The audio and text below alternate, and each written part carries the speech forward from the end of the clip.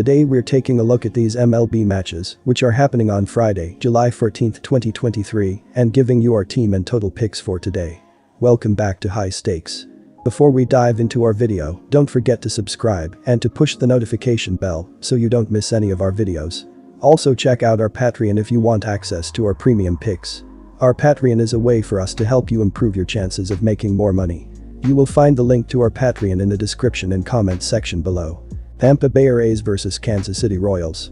Friday's game has been postponed due to rain. They will now play a day-night doubleheader on Saturday, starting at 2:10 p.m. Eastern Time. This is Game 1. The Tampa Bay Rays have been one of the best defensive teams in MLB, as they are fourth with a .783 ops, while averaging 5.44 runs per game. They have taken a step back on the road throughout the season, as in their 43 road games, Tampa Bay has a .260, .327, .445 line with 5.35 runs per game thus far. First baseman Yandy Diaz has been doing extremely well as he has a .923 ops with 13 homers, 43 RBIs, and 58 runs scored. The Kansas City Royals have been absolutely brutal throughout the year, as they are 29th in the sport with a .666 ops, while scoring 3.70 runs per game. They hit better at Kauffman Stadium throughout the season, as in 44 home games, the team averages 4.16 runs per game, with a .695 team ops. Shortstop Bobby Witt Jr. has been doing decently well throughout the year, as he has a .257, .300, .442 line with 14 home runs, 47 RBIs, 48 runs scored, and 27 stolen bases on 34 tires. Alec Marsh is the 14th ranked prospect in the Kansas City organization, but has not pitched enough to factor into the percentile rankings on Baseball Savant. He has a 12.5 barrel percentage, 89.4 mph average exit velocity, 23.8 strikeout percentage, and a 16.7 walk percentage. Marsh throws 4 different pitches: fastball, slider, changeup, curveball, and his changeup has been hit the most, as hitters have a .500 batting average and a 1.667 slugging percentage. It will be interesting to see how he does with an extended rest coming into this start. The Tampa Bay Rays are the clear favorites in this game.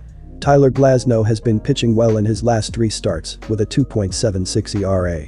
Alec Marsh, on the other hand, has a 9.00 ERA in his 2 career starts. The Royals have been terrible at home this season, with a record of 13-31. Kauffman Stadium does not provide them with any home field advantage. The Rays bullpen is also much better than the Royals bullpen, ranking 10th in the league with a 3.79 ERA, while the Royals bullpen ranks 29th with a 5.09 ERA. I believe that the Rays will cover the run line in this game. The Royals are a much weaker team, and they will struggle to score runs against the Rays pitching staff. Neither offense has been doing too well as of late, as Tampa Bay is scoring 4.8 runs in their last 10 games, while Kansas City is averaging 3.64 runs in their previous 11 games. Throughout the last 30 days, these teams are not hitting for much power. The Rays are 20th in the sport with 24 total homers, while the Royals are last with just 14 home runs in that stretch. Take the under 9 runs in this game as it makes the most sense. Minnesota Twins vs Oakland Athletics. Joe Ryan will get the game ball in the second meeting on Saturday against the Athletics. He allowed 5 runs on 5 hits and 2 walks, while striking out 10 over 4.1 innings, to take the loss last Sunday versus the Orioles, the final day before the break. He gave up a solo home run to Austin Hayes in the second inning, and was hit with 4 of the 7 runs the Orioles put up in the 5th. Over his last 6 showings, Ryan has alternated between excellent showings and poor performances. In the appearance prior, he dominated the Royals, but 2 weeks before that, the Braves chased him after just 3 innings.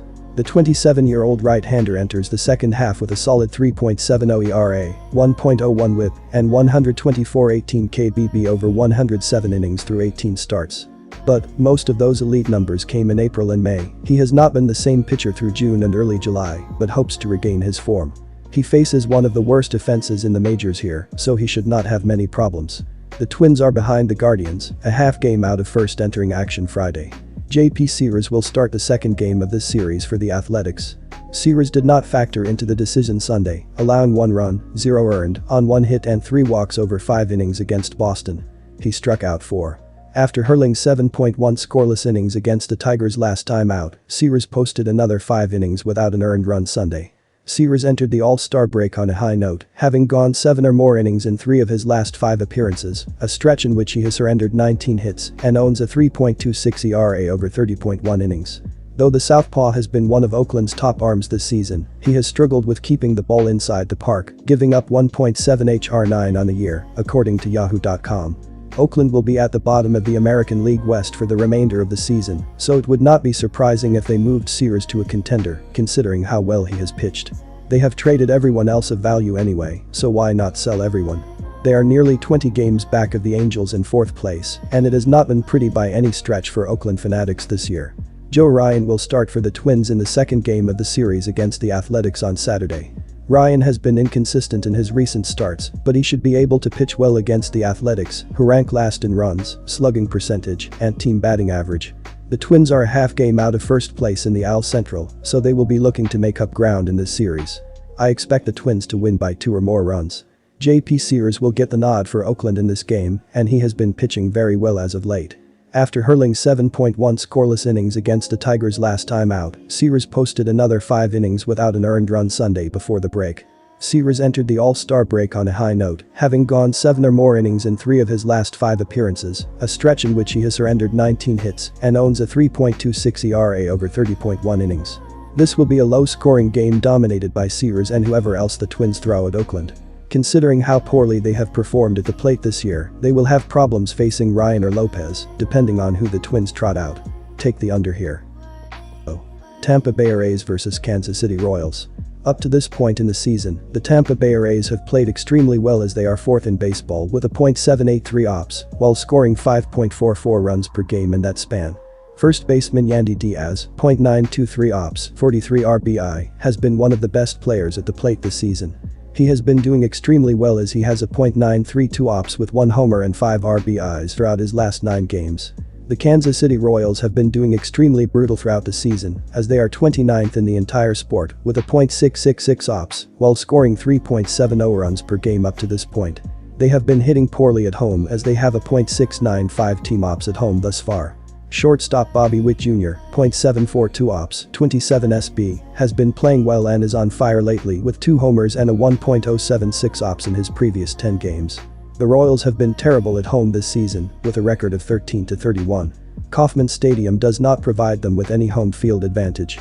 The Rays, on the other hand, are a much better team and are the clear favorites in this game. The Rays' bullpen is also much better than the Royals' bullpen, ranking 10th in the league with a 3.79 ERA, while the Royals' bullpen ranks 29th with a 5.09 ERA. I believe that the Rays will cover the run line in this game. Singer is an inconsistent starter, and he will struggle against the Rays' potent lineup, which should be energized after nearly a week of rest. Throughout the last 30 days, these teams are not hitting for much power. The Rays are 20th in the sport with 24 total homers, while the Royals are last with just 14 home runs in that stretch. Neither offense has been doing too well as of late, as Tampa Bay is scoring 4.8 runs in their last 10 games, while Kansas City is averaging 3.64 runs in their previous 11 games. Go with under 9 runs in this game as it makes the most sense. Marlins vs Baltimore Orioles.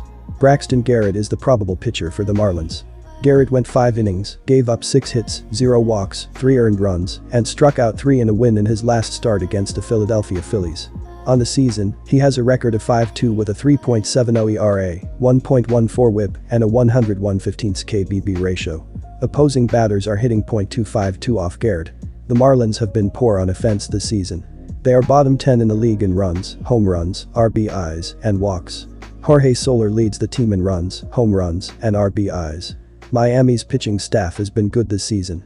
As a team, they are above average in the league in ERA, runs allowed, home runs allowed, walks allowed, strikeouts, WHIP, and batting average against. The Marlins are a distant second in the NL East, with the Braves having a comfortable lead. Miami does have the top wild card spot in the NL, but it is a tight race. Kyle Gibson is expected to take the mound for the Orioles. In his last start, he went 7 innings and gave up 3 hits, 1 walk, 2 earned runs, and struck out 11 batters in a win against the Minnesota Twins. Gibson has a record of 9-6 with a 4.60 ERA, 1.31 WHIP, and an 89/36 KBB ratio in 19 starts this season. Opposing batters are hitting .262 against Gibson. Baltimore has been good on offense this season. They are in the top 10 or around the top 10 in the league in runs, home runs, RBIs, strikeouts, SLG, and ops. Jorge Mateo is top 10 in the league in stolen bases. The pitching staff has been fairly average this season. As a team, they are in the middle of the league in ERA, runs allowed, home runs allowed, and WHIP. Tyler Wells is first in the MLB in WHIP. The Orioles are second in the AL East, but are in a tight battle for first with the Tampa Bay Rays. Baltimore holds the top wild card spot with a decent lead over a few teams. The Orioles and Marlins are both coming off hot streaks, with the Orioles winning 5 straight and the Marlins winning 5 of their last 7 games. This is a close matchup between two young and talented teams, with the Orioles holding the top wild card spot in the AL and the Marlins holding the top wild card spot in the NL. The pitching matchup favors the Marlins. Braxton Garrett has been much better on the road than at home this year, with a 3.1 record, 2.14 ERA, and 1.06 WHIP in 9 road starts. Kyle Gibson, on the other hand, has not fared well at home, with a 5.19 ERA and 1.52 WHIP in 8 home starts. I believe that the Marlins will win this game, with Garrett on the mound. Take Miami on the money line. The Marlins are still a work in progress on offense. They are bottom 10 in the league in runs, home runs, RBIs, and walks. Braxton Garrett has been much better on the road than at home this year. He has a 3.1 record with a 2.14 ERA and 1.06 WHIP in 9 games started on the road this season. While Kyle Gibson has struggled at home this year for Baltimore, he will face an offense that does not hit many home runs and are still a bit weak on offense. This will be a lower scoring contest and the under will hit. Take the under, 8 runs.